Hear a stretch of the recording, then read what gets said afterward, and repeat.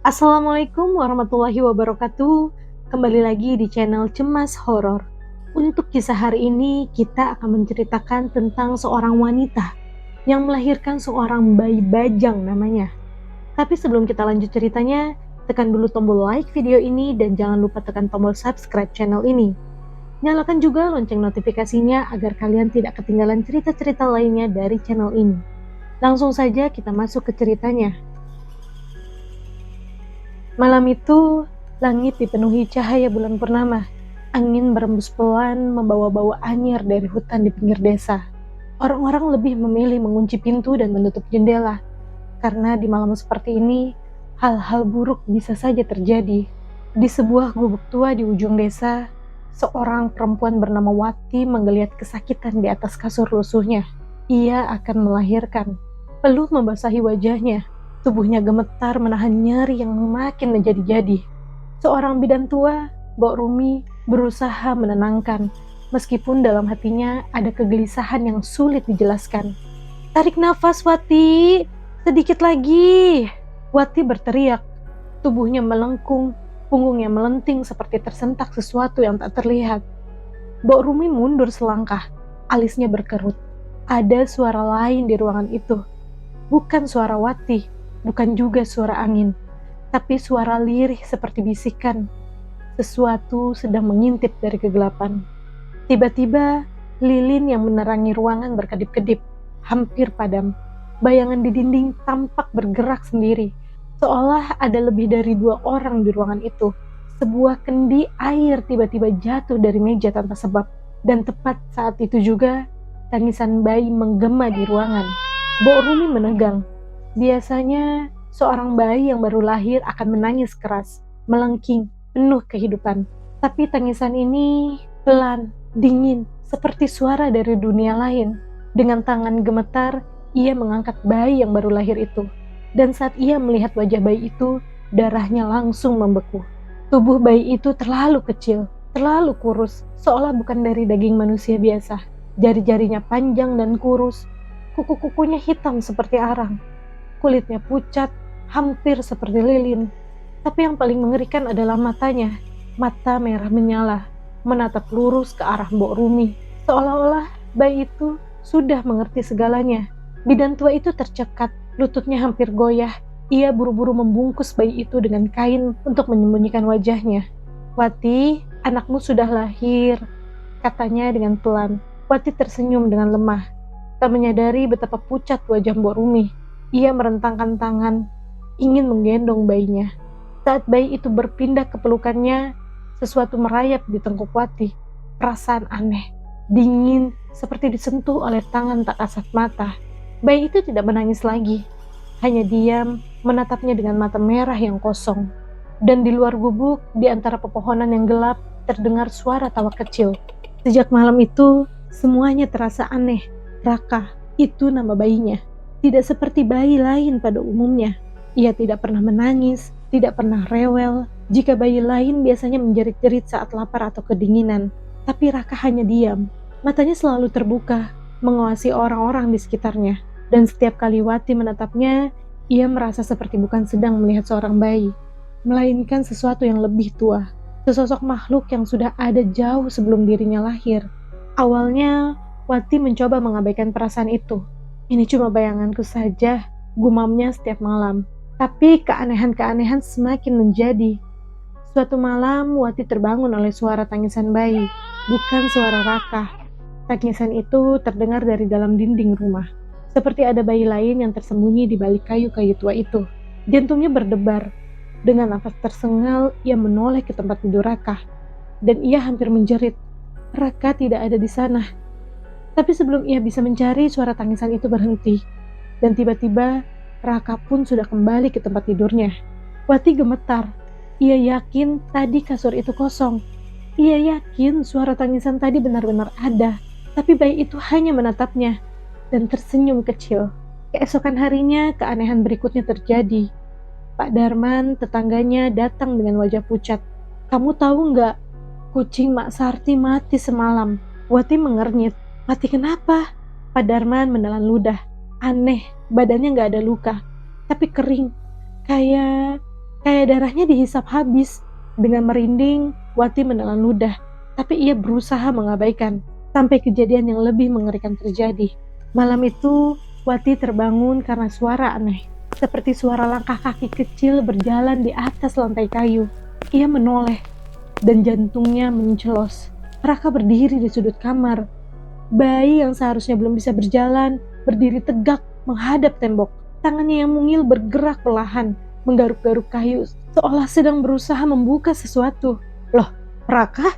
Bayi itu berhenti. Dengan gerakan kaku ia menoleh dan tersenyum. Tapi bukan senyum bayi biasa. Senyuman itu terlalu lebar, seperti senyum seseorang yang tahu sesuatu yang tidak seharusnya ia tahu. Wati tercekat, tubuhnya kaku. Ia tahu ada yang salah. Bayi ini bukan Raka yang ia kenal. Dan sejak malam itu, teror sebenarnya pun dimulai. Sejak kejadian itu, Wati nggak pernah tidur nyenyak lagi. Setiap malam, selalu ada suara-suara aneh di dalam rumahnya. Kadang suara langkah kaki kecil di lantai, kadang suara bisikan samar yang datang entah dari mana. Tapi yang paling bikin Wati nggak bisa tenang adalah Raka. Bayi itu makin hari makin aneh. Matanya selalu mengawasi, seperti sedang menunggu sesuatu. Dan setiap kali malam tiba, Wati mulai merasa ada sesuatu yang berubah. Bayi itu sering tiba-tiba menghilang. Kadang Wati ketiduran sebentar, dan saat bangun, Raka sudah nggak ada di tempat tidurnya. Tapi anehnya, setiap kali dia panik dan mulai mencarinya, bayi itu tiba-tiba sudah ada di kasur lagi.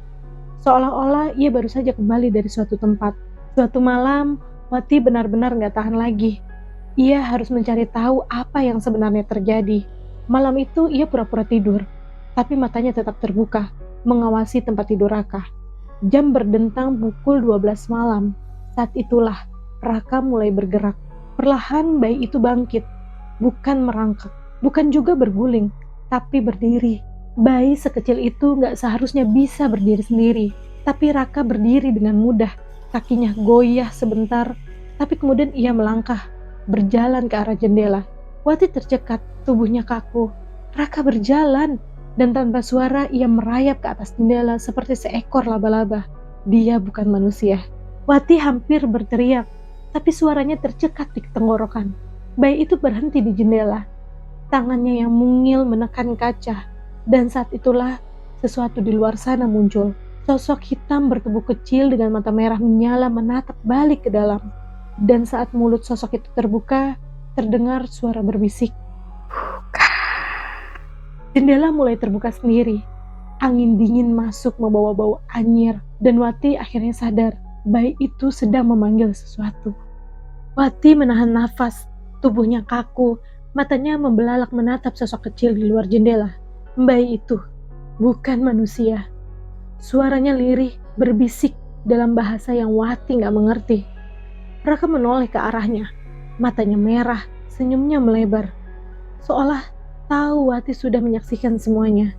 Wati gemetar, jendela makin terbuka, dan sosok di luar mulai melangkah masuk. Aroma busuk menyebar di ruangan. Bayi itu, atau makhluk itu, memiliki tubuh kecil seperti Raka, tapi kulitnya lebih hitam, lebih kering, seperti mayat yang sudah lama membusuk. Dan saat ia tersenyum, giginya tajam, mirip taring.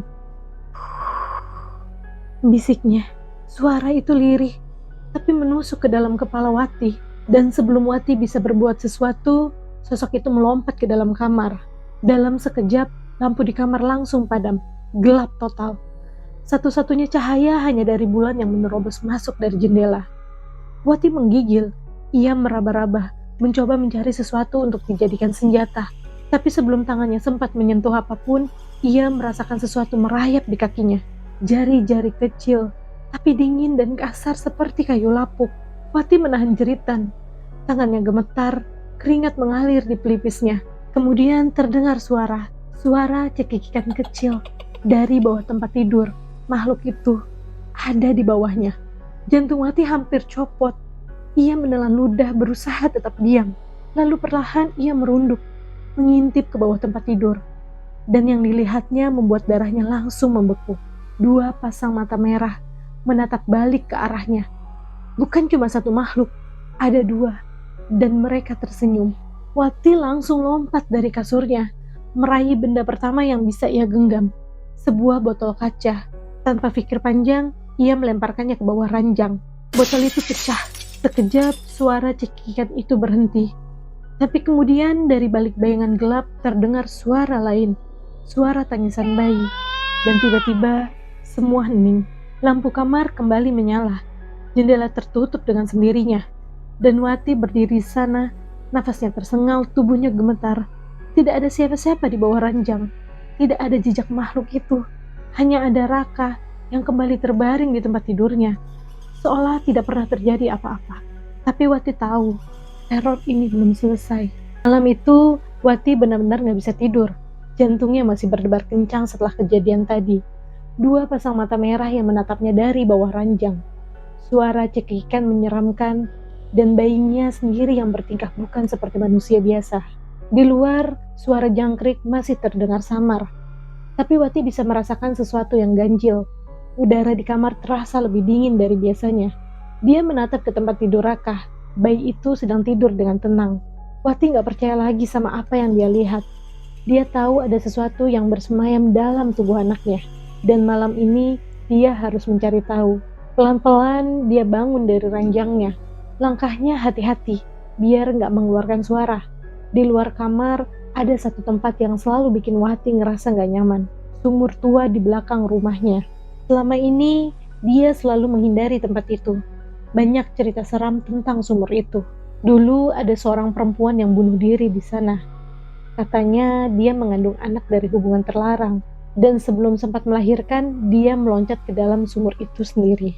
Dan sejak saat itu, sumur itu selalu dikaitkan dengan cerita mistis. Ada yang pernah dengar suara tangisan dari dalamnya.